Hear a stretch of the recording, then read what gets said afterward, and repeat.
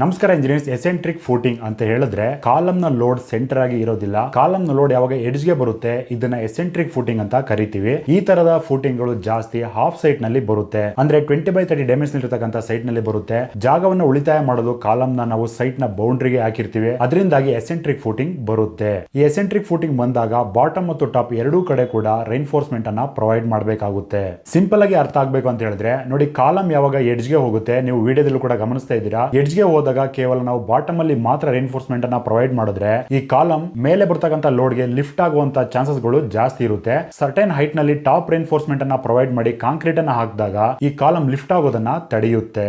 ಎಸೆಂಟ್ರಿಕ್ footing ಇದ್ದಾಗ top ಮತ್ತು bottom ಎರಡೂ ಕಡೆ ಕೂಡ ಟೆನ್ಸೈಲ್ ಸ್ಟ್ರೆಸ್ ಡೆವಲಪ್ ಆಗುತ್ತೆ. ಆದ್ದರಿಂದ ನಾವು ಟಾಪ್ ರೆನ್ಫೋರ್ಸ್ಮೆಂಟ್ ಅನ್ನ ಪ್ರೊವೈಡ್ ಮಾಡಬೇಕು. ಇದರಿಂದ ಪಂಚಿಂಗ್ ಶೇರ್ ಕೂಡ ಕಡಿಮೆ ಆಗುತ್ತೆ. ಟಾಪ್ ಮತ್ತು ಬಾಟಮ್ ಮ್ಯಾಟ್ ನ ರೆನ್ಫೋರ್ಸ್ಮೆಂಟ್ ಅಲ್ಲಿ ಯಾವ ಡಯಾಮೀಟರ್ ಬಾರ್ ಅನ್ನ ಯೂಸ್ ಮಾಡಬೇಕು, ಫೇಸಿಂಗ್ ಅನ್ನ ಎಷ್ಟು ಪ್ರೊವೈಡ್ ಮಾಡಬೇಕು, ಇದೆಲ್ಲವೂ ಕೂಡ ಸಾಯಿಲ್ ಬೇರಿಂಗ್ ಕೆಪಾಸಿಟಿ ಮೇಲೆ ಡಿಪೆಂಡ್ ಆಗಿರುತ್ತೆ. ಮತ್ತೆ ನಾವು ಎಷ್ಟು ಫ್ಲೋರ್ ಅನ್ನ ಕಟ್ತಾ ಇದೀವಿ ಅದ್ರ ಮೇಲೆ ಡಿಪೆಂಡ್ ಆಗಿರುತ್ತೆ. ಕಾಲಮ್ ಮೇಲೆ ಎಷ್ಟು ಲೋಡ್ ಬರ್ತಾ ಇದೆ, ಎಸೆಂಟ್ರಿಸಿಟಿ ಎಷ್ಟಾಗಿದೆ ಅನ್ನೋದ್ರ ಮೇಲೆ ಡಿಪೆಂಡ್ ಆಗಿರುತ್ತೆ. ಓವರ್ ಆಗಿ ಎಸೆಂಟ್ರಿಕ್ ಫೂಟಿಂಗ್ ಬಂದಾಗ ಟಾಪ್ ಮತ್ತು ಬಾಟಮ್ ನಲ್ಲಿ ರೆನ್ಫೋರ್ಸ್ಮೆಂಟ್ ಅನ್ನ ಪ್ರೊವೈಡ್ ಮಾಡೋದ್ರಿಂದ ಸ್ಟ್ರಕ್ಚರಲ್ ಸೇಫ್ಟಿ ಜಾಸ್ತಿ ಇರುತ್ತೆ. ಇದಿಷ್ಟು ಈ ವಿಡಿಯೋದ ಮಾಹಿತಿ ಇಂಜಿನಿಯರ್ಸ್. ಅದೇ ರೀತಿ ಕಾರ್ಮಿಕರನ್ನ ಗೌರವಿಸಿ ಅಂತ ಹೇಳ್ತಾ ಮುಂದಿನ ವಿಡಿಯೋದಲ್ಲಿ ಮತ್ತೆ ಸಿಗೋಣ.